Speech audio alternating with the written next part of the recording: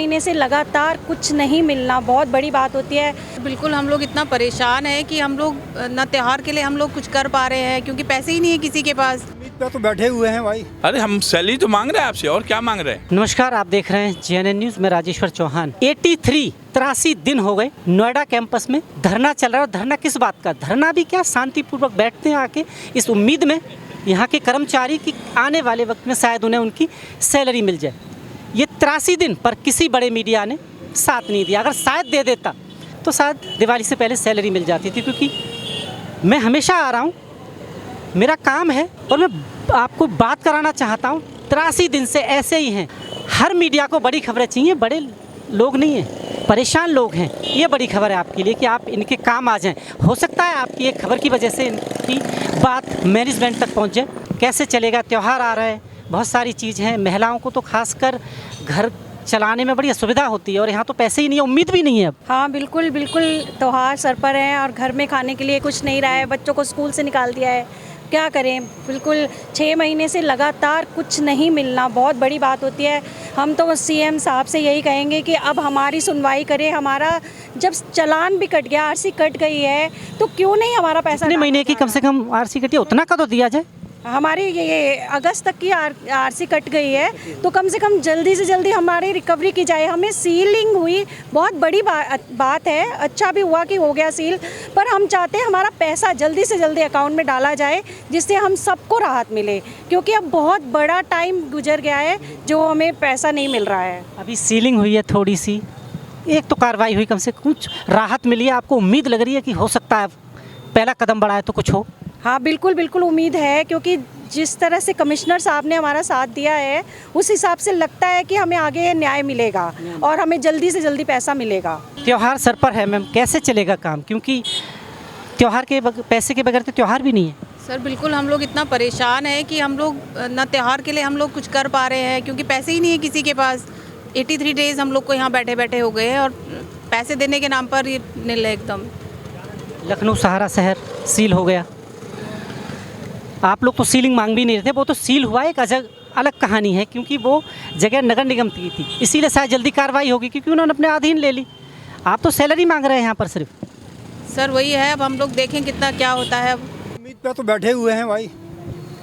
हाँ, और जो है इन्होंने ये RC जो कटी हुई सीलिंग हुई है, अगर उसके अलावा अगर ये नहीं देते हैं तो फिर कानून प्रक्रिया होगी आपका, वो इसको नीलामी वगैरह करेंगे तो उसके थ्रू पैसा मिलेगा फिर। और जो लोग आपके पैसे नहीं दे रहे, इतनी आसानी से सीलिंग तो हो गई, आपको लगता है कि ये खुलवाएंगे नहीं इसको? क्योंकि पैसा तो इनके पास है, आप ही लोग बताते हैं, पर आपके लिए नहीं है, सिर्फ हमारे लिए नहीं है, लेकिन थोड़ा टाइम लगता है, ज़रूर लगता है, लेकिन बाद में जो है इंसाफ मिलता है। इंसाफ मिलेगा। बढ़िया कुछ सीलिंग से। हाँ, उम्मीद बड़ी है। हाँ, और देखिए ऊपर वाला दुआ सा जल्दी हो जाएगा 2-3 महीने में। 80 दिन के तो यहाँ पे आपने देख लिया कि हम लगा हुआ है। 83 दिन तो कहने के है, उसके कई तेजी से धरने पे हैं। उसके 2-3 महीने पहले से सैलरी नहीं जा रही है। आदमी 24 घंटा भूखे रहे तो उसके हालात पता चल जाता है, और 48 घंटा रह जाए तो उसे हॉस्पिटलाइज होना पड़ता है। यहाँ 6 महीने से लोग, जिसके पेट में एक अन्न का दाना भी नहीं है, ये संघर्ष कर रहा है। संस्था सुमित रॉय, इन्होंने एक वर्ड यूज़ किया, चोर। इस सारे के सारे चोरों की जमावड़ा है। इनको इंसानियत नाम की कोई चीज़ नहीं है। आप भूखे मरें, आपके बाल बच्चा भूखे मरे, आपका बच्चा स्कूल जाए ना जाए। इन लोगों ने इतनी प्रॉपर्टी कर ली है, इतना प्रॉपर्टी कर लिया है, इतना पैसा कमा लिया है यहाँ से। इन्होंने कहा कि हर चीज़ में कमीशन। एक शत्रुघ्न सिन्हा नहीं है, न जाने इस सहारा ने कितने शत्रुघ्न सिन्हा को पाल रखा है। वो लोग शायद इसकी कमियां जानते हैं कि ये कार्रवाई नहीं करता है, जितना कमाना है कमा लो। जितना कमाने, ये लूटने वालों को प्रमोशन होता है। मैं सहारा में 24 साल से ज़्यादा हो गया। 24 साल की एज में आया था, 48 ईयर्स एज है, पूरे जवानी में आया था, बुढ़ापा के अक्सर हूँ। आज तक किराए के मकान में हूँ, एक फ्लैट तक नहीं। ईमानदारी से शायद काम किया, इसी का नतीजा। आज भी मेरे पास, मैं सबसे बोल रहा हूँ, कहीं भी इंक्वायरी करवा ले, एक रजिस्ट्री नाम की कुछ नहीं मिलेगा। आज भी रेट पे हो। लेकिन शत्रुघ्न सिन्हा का इन्होंने कहा करोड़ों के, एक नहीं, शत्रुघ्न श्रीवास्तव एक नहीं, उसके इस नोएडा में करोड़ों का 10 से ज़्यादा बैंगलो है। एक ब्रजेश पांडे नाम का व्यक्ति है जो कि उन सब की सारे चोरों का पैसा लेके इन्वेस्ट करता है। 50 से ज़्यादा बस चलवा रहा है। पूरा मार्केट है उसका, यहीं पे 10 कदम आगे बढ़ जाइए तो पूरा मार्केट है। कहाँ से लाता है ये? देखिए आरोप गंभीर हैं ये, वाकई सरकार को देखना चाहिए कि आम आदमी के लिए लड़ रहे हैं, ये मौज कर रहे हैं।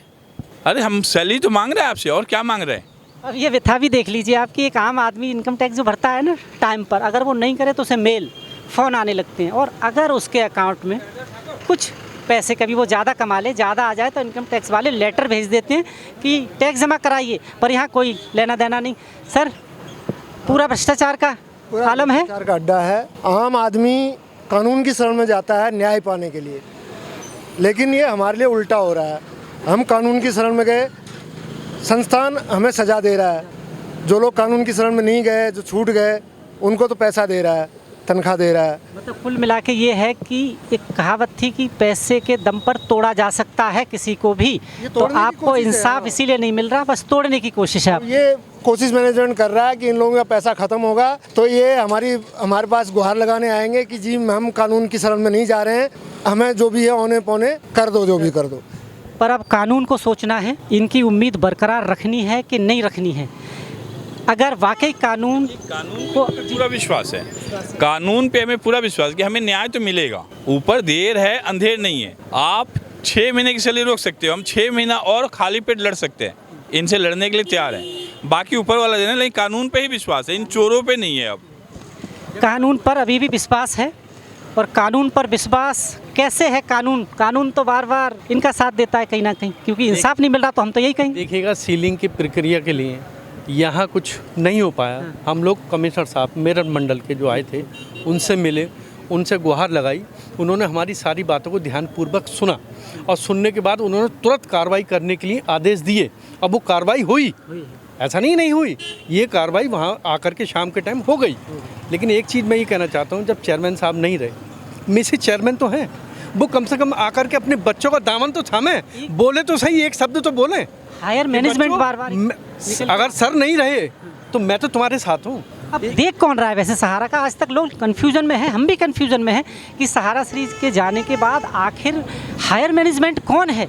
अब देखिए, फिलहाल तो इस समय सुमित राय जी हैं, यहाँ के नोएडा के, नोएडा कैंपस के। अगर वो चाहें तो आपके लिए बहुत कुछ कर सकते हैं। कर सकते थे, मन में नहीं है। जब आपके मन में ही कुछ करने की नहीं होगी तो आपकी इच्छा कहाँ से अंदर से जागृत होगी?